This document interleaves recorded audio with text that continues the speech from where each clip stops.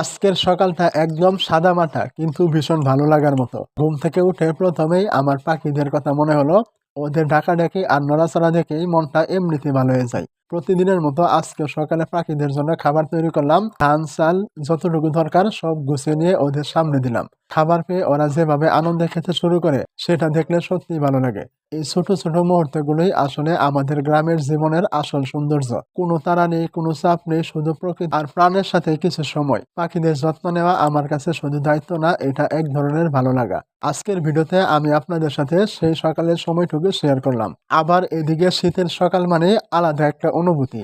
ভোরবেলা ঘুম থেকে উঠেই চারপাশে কুয়াশা, ঠান্ডা বাতাস আর নীরব পরিবেশ। হাত পা এমন ঠান্ডা হয়ে যায় যা আগুন ছাড়া চলেই না। আজকে সকালে উঠে আগুন জ্বালালাম। খড়কুটা মানে ধান যে আমরা মাড়াই করেছিলাম ওই রকম কিছু খড়কুটা ছিল যেগুলো দিয়ে আগুন ধরিয়েছি। এই মুহূর্তগুলোই শীতের সকালের আসল শান্তি। আগুনের তাপে হাত সেঁকতে সেঁকতে গ্রামের শীতের সকাল যে কতটা সুন্দর শহরে থাকলে হয়তো সেটা বোঝাই যায় না। আর এই আগুন পোহানো শুধু ঠান্ডা দূর করার জন্য না, এটা একটা অভ্যাস, একটা স্মৃতি। ছোটবেলা থেকেই দেখে আসা সেই দৃশ্য।